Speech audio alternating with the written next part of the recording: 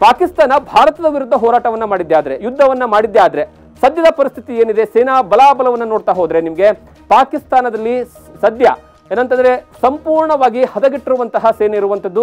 ಸದ್ಯ ಈಗ ಅಲ್ಲಿ ಸಕ್ರಿಯವಾಗಿರುವಂತಹ ಯೋಧರು ಒಂದು ಕಡೆಗೆ ಭಾರತದಲ್ಲಿ 14,55,550 ಸಕ್ರಿಯವಾಗಿರ್ತಕ್ಕಂತಹ ಯೋಧರಿದ್ರೆ, ಪಾಕಿಸ್ತಾನ ಇದನ್ನ ಎಡಭಾಗದಲ್ಲಿ ನೋಡ್ತಾ ಇದ್ರಲ್ಲ, ಪಾಕಿಸ್ತಾನದಲ್ಲಿ 6,54,000 ಜನ ಮಾತ್ರ ಇರುವಂತದ್ದು. ಅದರ ಜೊತೆಗೆ ಬಲಾಬಲದಲ್ಲಿ ಅರೆ ಸೇನಾ ಪಡೆ ಏನಂದ್ರೆ ಭಾರತದಲ್ಲಿ 25 ಲಕ್ಷ ಜನ ಇದ್ರೆ, ಪಾಕಿಸ್ತಾನದಲ್ಲಿ 5,13,000 ಜನ ಮಾತ್ರ ಇದ್ದಾರೆ. ಶಸ್ತ್ರಾಸ್ತ್ರ ವಾಹನಗಳು ಅಂದ್ರೆ ಒಂದು ಯುದ್ಧ ಆಗಬೇಕು ಅಂತಂದ್ರೆ ಅಲ್ಲಿ ಶಸ್ತ್ರಾಸ್ತ್ರ ಹೊತ್ಕೊಂಡು ಹೋಗುವಂತಹ ವಾಹನಗಳ ಇಂಪಾರ್ಟೆಂಟ್ ತುಂಬಾ ಆಗುತ್ತೆ. ಯಾಕಂದ್ರೆ ಗಡಿ ಭಾಗಕ್ಕೆ ತೆಗೆದುಕೊಂಡು ಹೋಗುವಂತಹ ಏನಂದ್ರೆ ಸೇನೆ ವಾಹನಗಳೇನಿದಾವೆ ಅದು ಬಹಳಷ್ಟು ಇಂಪಾರ್ಟೆಂಟ್ ಆಗುತ್ತೆ. ಈಗ ಭಾರತದಲ್ಲಿ 1,48,050 ಶಸ್ತ್ರಾಸ್ತ್ರ ವಾಹನಗಳಿದ್ರೆ, ಪಾಕಿಸ್ತಾನದಲ್ಲಿ ಕೇವಲ 50,000 ಮಾತ್ರ ಇದಾವೆ.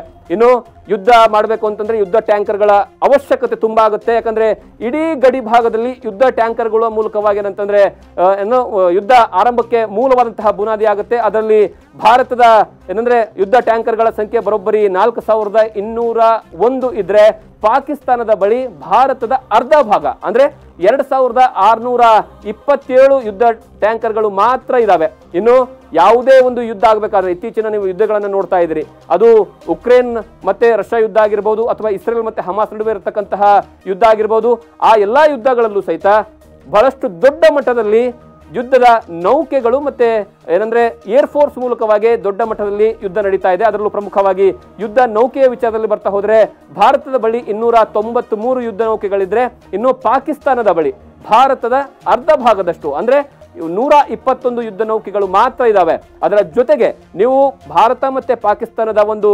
ಸಂಪೂರ್ಣವಾದಂತಹ ಗಡಿ ಭಾಗದ ಮ್ಯಾಪ್ ಅನ್ನು ನೋಡ್ತಾ ಹೋದ್ರೆ ಅಲ್ಲಿ ಸಮುದ್ರ ಬಹಳಷ್ಟು ಪ್ರಮುಖವಾದಂತಹ ಪಾತ್ರವನ್ನು ವಹಿಸುತ್ತೆ. ಅರಬ್ಬಿ ಸಮುದ್ರದಿಂದ ಏನಂದ್ರೆ ಬಂಗಾಳದ ಕೊಲ್ಲಿಯವರೆಗೂ ಸಹಿತ ಪೂರ್ತಿಯಾಗಿ ಭಾರತ ತನ್ನ ಏನಂದ್ರೆ ಸಮುದ್ರವನ್ನು ಹಂಚಿಕೊಂಡಿದೆ. ಹಾಗಾಗಿ ಅಲ್ಲಿ ಏನಾದರೂ ಯುದ್ಧವನ್ನ ಆಗಿದ್ದೆ ಆದ್ರೆ, ಅಲ್ಲಿ ಸಮುದ್ರದಲ್ಲಿ ತಾಲೀಮನ್ನು ನಡೆಸಿದ್ದೆ ಆದ್ರೆ, ಸಮುದ್ರದ ಮೂಲಕವಾಗಿ ಅಟ್ಯಾಕ್ ಅನ್ನ ಮಾಡಿದ್ದೆ ಆದ್ರೆ ಜಲಾಂತರ್ಗಾಮಿಗಳ ಪಾತ್ರ ಬಹಳಷ್ಟು ಪ್ರಮುಖವಾಗಿರುತ್ತೆ. ಭಾರತದ ಬಳಿ 18 ಜಲಾಂತರ್ಗಾಮಿಗಳಿದ್ರೆ, ಪಾಕಿಸ್ತಾನದ ಬಳಿ ಕೇವಲ 8 ಜಲಾಂತರ್ಗಾಮಿಗಳಿದಾವೆ. ಇನ್ನು ಫಿರಂಗಿಗಳು, ಯಾಕಂದ್ರೆ ನೀವು ಕಾರ್ಗಿಲ್ ಯುದ್ಧ ಆದಂತಹ ಸಂದರ್ಭದಲ್ಲಿ ನೋಡಿದ್ರಿ ಫಿರಂಗಿಗಳ ಪಾತ್ರ ಎಷ್ಟು ಪ್ರಮುಖವಾಗಿತ್ತು. ಯಾಕಂದ್ರೆ POK ಪಾಕ್ ಆಕ್ಯುಪೈಡ್ ಕಾಶ್ಮೀರ, ಆ ಪಾಕ್ ಆಕ್ಯುಪೈಡ್ ಕಾಶ್ಮೀರದಲ್ಲಿ ಏನಂದ್ರೆ ಪೂರ್ತಿ ಗುಡ್ಡಗಾಡಿನ ಪ್ರದೇಶ ಇರುವಂತದ್ದು ಮತ್ತೆ ಅಲ್ಲಿ ಪೂರ್ತಿ ಕಣಿವೆ ಪ್ರದೇಶ ಇರುವಂತದ್ದು. ಅಲ್ಲಿ ಫಿರಂಗಿಗಳನ್ನ ಏನಂದ್ರೆ ಬಹಳಷ್ಟು ಪ್ರಮುಖವಾದಂತಹ ಪಾತ್ರವನ್ನು ನಿಭಾಯಿಸ್ತವೆ. ಅದರಲ್ಲಿ ಭಾರತದ 4,204 ಫಿರಂಗಿಗಳಿದ್ರೆ ಭಾರತದ ಬಳಿ, ಇನ್ನು ಪಾಕಿಸ್ತಾನದ ಬಳಿ 4,200 ಫಿರಂಗಿಗಳಿದಾವೆ. ಇನ್ನು ನಿಮ್ಗೆ ಆವಾಗಲೇ ಹೇಳ್ತಾ ಇದ್ದೆ ನಾನು ಯುದ್ಧ ವಿಮಾನ, ಯಾಕಂದ್ರೆ ಯುದ್ಧ ವಿಮಾನವನ್ನ ಈಗ ಎಲ್ಲರೂ ಹೋಗ್ಬಿಟ್ಟಿದ್ರೆ ಸೇನೆಯ ಮೂಲಕವಾಗಿ ಹೋಗಿ ನೀವು ಯುದ್ಧವನ್ನ ಮಾಡುವಂತಹ ಪರಿಸ್ಥಿತಿ ಈಗ ಪ್ರಪಂಚದಲ್ಲಿ ಇಲ್ಲ. ಯಾಕಂದ್ರೆ ಈಗ ಕಣ್ಣೆದುರುಗಡೆ ಇರುವಂತಹ 2 ಎಕ್ಸಾಂಪಲ್ಗಳನ್ನ ಹೇಳಿದೆ ನಿಮಗೆ. 2 ಯುದ್ಧದ ಸಂದರ್ಭದಲ್ಲೂ ಸಹಿತ ಅಲ್ಲಿ ಅತಿ ಹೆಚ್ಚಿನ ಪ್ರಮುಖವಾದಂತಹ ಪಾತ್ರವನ್ನು ನಿಭಾಯಿಸಿರುವಂತದ್ದೇ ವಿಮಾನಗಳು.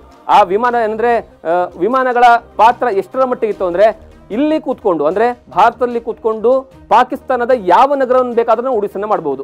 ಹಾಗಾಗಿ ಯುದ್ಧ ವಿಮಾನಗಳ ವಿಚಾರ ಇಲ್ಲಿ ಬಹಳಷ್ಟು ಇಂಪಾರ್ಟೆಂಟ್ ಆಗುತ್ತೆ. ಭಾರತದ ಬಳಿ 513 ಯುದ್ಧ ವಿಮಾನಗಳು ಏನಂದ್ರೆ ಇದಾವೆ. ಅದರಲ್ಲೂ ಪ್ರಮುಖವಾಗಿರಂತಂದ್ರೆ ನಾವು F-16 ಆಗಿರ್ಬೋದು, ಅದ್ರ ಜೊತೆಗೆ ಏನಂತಂದ್ರೆ ಮಿಗ್ ವಿಮಾನಗಳಾಗಿರ್ಬೋದು, ಆ ಎಲ್ಲಾ ವಿಮಾನಗಳು ಸಹಿತ ಈಗ ಭಾರತದ ಬಳಿ ಇದಾವೆ. ಹಾಗಾಗಿ ಭಾರತದ ಬಳಿ ಒಟ್ಟು 523 ಯುದ್ಧ ವಿಮಾನಗಳಿದ್ರೆ, ಪಾಕಿಸ್ತಾನದ ಬಳಿ 328 ಯುದ್ಧ ವಿಮಾನಗಳಿದಾವೆ. ಅದರ ಜೊತೆಗೆ ಹೆಲಿಕಾಪ್ಟರ್, ಯಾಕಂದ್ರೆ ಭಾರತ ಏನಂದ್ರೆ ತನ್ನಲ್ಲೇ ಏನಂದ್ರೆ ಬಹಳಷ್ಟು ಹೆಲಿಕಾಪ್ಟರ್ಗಳನ್ನ ಈಗ ನಿರ್ಮಾಣವನ್ನ ಮಾಡ್ಕೊಳ್ತಾ ಇದೆ, ಪ್ರೊಡಕ್ಷನ್ ಅನ್ನ ಮಾಡ್ತಾ ಇದೆ. ಭಾರತದ ಬಳಿ ಈಗಾಗಲೇ 899 ಹೆಲಿಕಾಪ್ಟರ್ಗಳಿದ್ರೆ, ಪಾಕಿಸ್ತಾನದ ಬಳಿ ಕೇವಲ 373 ಹೆಲಿಕಾಪ್ಟರ್ಗಳು ಮಾತ್ರ ಇದಾವೆ. ಇನ್ನು ಇವು ಯಾವುದೇ ಒಂದು ಯುದ್ಧ ಆಗಬೇಕಾದಂತಹ ಸಂದರ್ಭದಲ್ಲಿ ಬಾರ್ಡರ್ ಇರುವಂತಹ ಅಂದ್ರೆ ಯುದ್ಧದ ಸಂದರ್ಭದಲ್ಲಿ ನಿರ್ಮಾಣ ಆಗಿರ್ತಕ್ಕಂತಹ ಪರಿಸ್ಥಿತಿ ಏನಿದೆಲ್ಲ, ಅಲ್ಲಿಗೆ ನೀವು ಇಂಧನವನ್ನ ಭರ್ತಿ ಮಾಡೋದಕ್ಕೆ ಟ್ಯಾಂಕರ್ಗಳು ಬೇಕಾಗ್ತವೆ. ಯಾಕಂದ್ರೆ ಅಲ್ಲಿ ಒಂದು ವೇಳೆ ಇಂಧನ ಭರ್ತಿ ಟ್ಯಾಂಕರ್ಗಳ ಕೊರತೆ ಏನಾದರೂ ಇದ್ದಿದ್ದೇ ಆದ್ರೆ ಅಲ್ಲಿ ಯುದ್ಧದಲ್ಲಿ ಬಹುತೇಕ ಏನಂತಂದ್ರೆ ಒಂದು ರೀತಿಯಲ್ಲಿ ಒಂದು ಹೆಜ್ಜೆ ಕೆಳಗಿಳದಂಗೆ. ಹಾಗಾಗಿ ಇಂಧನ ಭರ್ತಿ ಮಾಡುವಂತಹ ಟ್ಯಾಂಕರ್ಗಳ ಪ್ರಾಮುಖ್ಯತೆ ಎಷ್ಟಿದೆ ಅಂತಂದ್ರೆ, ಭಾರತದ ಬಳಿ ಅದರ ಸಂಖ್ಯೆ ಬರೋಬ್ಬರಿ 60 ಇದ್ರೆ, ಪಾಕಿಸ್ತಾನದ ಬಳಿ ಕೇವಲ 4 ಇಂಧನ ತುಂಬಿಸುವಂತಹ ಟ್ಯಾಂಕರ್ಗಳಿರುವಂಥದ್ದು. ಇನ್ನು ಅಣ್ವಸ್ತ್ರದ ವಿಚಾರ ಹೇಳಬೇಕು, ಯಾಕಂದ್ರೆ ಅಣ್ವಸ್ತ್ರದ ವಿಚಾರವಾಗಿ ಯಾಕೆ ಚರ್ಚೆ ಆಗುತ್ತೆ ಅಂದ್ರೆ ಪ್ರತಿ ಬಾರಿಯೂ ಸಹಿತ ಪಾಕಿಸ್ತಾನ ಹೇಳೋದಂದ್ರೆ ನೀವು ಯುದ್ಧವನ್ನ ಸಾರಿದ್ರೆ ಆದ್ರೆ ನಮ್ಮ ಹತ್ರವೂ ಸಹಿತ ಏನಂದ್ರೆ ಅಣ್ವಸ್ತ್ರ ಏನಂದ್ರೆ ಇದಾವೆ, ಅಣ್ವಸ್ತ್ರವನ್ನ ನಾವು ಸಹಿತ ಏನಂದ್ರೆ ಹಾರಿಸ್ತೀವಿ, ಏನು ಇಡೀ ಭಾರತವನ್ನ ಸರ್ವನಾಶ ಮಾಡ್ತೀವಿ ಅಂತವೆ. ಹಾಗಾದ್ರೆ ಭಾರತದ ಬಳಿ ಅಣ್ವಸ್ತ್ರದ ಸಂಖ್ಯೆ ಎಷ್ಟಿದೆ, ಏನೋ ಸಿಡಿತಲೆಯ ಸಂಖ್ಯೆ ಎಷ್ಟಿದೆ ಅಂತ ನೋಡ್ತಾ ಹೋದ್ರೆ ಭಾರತದ ಬಳಿ ಬರೋಬ್ಬರಿ 172 ಅಣ್ವಸ್ತ್ರ ಸಿಡಿತಲೆಗಳಿದ್ರೆ ಪಾಕಿಸ್ತಾನದ ಬಳಿ 170 ಅಣ್ವಸ್ತ್ರ ಸಿಡಿತಲೆಗಳಿದಾವೆ. ಇದು ಓವರ್ ಆಲ್ ಆಗಿ ಏನಂದ್ರೆ ಭಾರತ ಮತ್ತೆ ಪಾಕಿಸ್ತಾನದ ಒಂದು ಯುದ್ಧದ ಸಂದರ್ಭ ಅಂದ್ರೆ ಯುದ್ಧದ ಕಾರ್ಮೋಡ ಸೃಷ್ಟಿಯಾಗಿದ್ದೇ ಆದ್ರೆ ಸಂಖ್ಯಾ ಬಲ ಎಷ್ಟಿದೆ ಅನ್ನುವಂತಹ ಸಂಪೂರ್ಣವಾದಂತಹ ವಿವರ. ಇದನ್ನ ಹೊರತುಪಡಿಸಿ ಭಾರತಕ್ಕೆ ಕೇವಲ ಏನಂತಂದ್ರೆ 1-2 ರಾಷ್ಟ್ರಗಳನ್ನು ಹೊರತುಪಡಿಸಿ ಬಹುತೇಕ ಎಲ್ಲಾ ರಾಷ್ಟ್ರಗಳು ಸಹಿತ ಸಪೋರ್ಟ್ ಅನ್ನ ಕೊಡ್ತವೆ. ಒಂದು ಶಸ್ತ್ರಾಸ್ತ್ರದ ವಿಚಾರವಾಗಿರ್ಬೋದು ಅಥವಾ ಏನಂದ್ರೆ ರಾಜತಾಂತ್ರಿಕವಾಗಿರ್ಬೋದು, ಅದ್ರ ಜೊತೆಗೆ ಏನಂದ್ರೆ ಬೇರೆ ಬೇರೆ ಆಯಾಮಗಳಲ್ಲೂ ಸಹಿತ ಏನಂದ್ರೆ ಭಾರತಕ್ಕೆ ಸಪೋರ್ಟ್ ಅನ್ನ ಕೊಡ್ತವೆ. ಯಾಕಂದ್ರೆ ಭಾರತದ ರಾಜತಾಂತ್ರಿಕತೆ ಬೇರೆ ಬೇರೆ ದೇಶಗಳ ಜೊತೆಗೆ, ಅದ್ರ ಜೊತೆಗೆ ಸ್ಪೆಷಲಿ ಯುರೋಪ್ ಆಗಿರ್ಬೋದು, US ಆಗಿರ್ಬೋದು, ಅದ್ರ ಜೊತೆಗೆ ಏನಂದ್ರೆ ರಷ್ಯಾ ಸೇರಿದಂತೆ ಬಹಳಷ್ಟು ರಾಷ್ಟ್ರಗಳ ಜೊತೆಗೆ ಒಳ್ಳೆಯ ಬಾಂಧವ್ಯ ಇರುವಂತಹ ಕಾರಣಕ್ಕಾಗಿ ಅದರ ಸಪೋರ್ಟು ಸಹಿತ ಸಿಗುತ್ತೆ. ಆದ್ರೆ ಪಾಕಿಸ್ತಾನಕ್ಕೆ ಬಹುತೇಕ ಚೀನಾವನ್ನ ಹೊರತುಪಡಿಸಿದ್ರೆ ಯಾರೂ ಸಹಿತ ನೇರವಾದಂತಹ ಸಪೋರ್ಟ್ ಅನ್ನ ಕೊಡುವಂತಹ ಸಾಧ್ಯತೆಗಳು ತೀರಾ ವಿರಳ.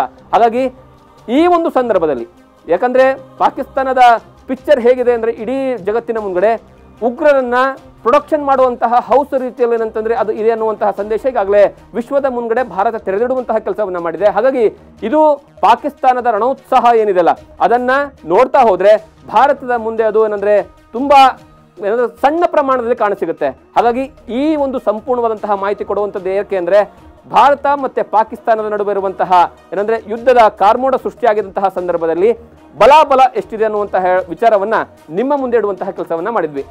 ಇದೇ ರೀತಿಯಾದಂತಹ ನ್ಯೂಸ್ಗಳಿಗಾಗಿ ನೋಡ್ತಾ ಇರಿ ನ್ಯೂಸ್ ಫಸ್ಟ್, ನಿರ್ಭೀತಿಯಿಂದ ನಿಮ್ಮ ಪರವಾಗಿ.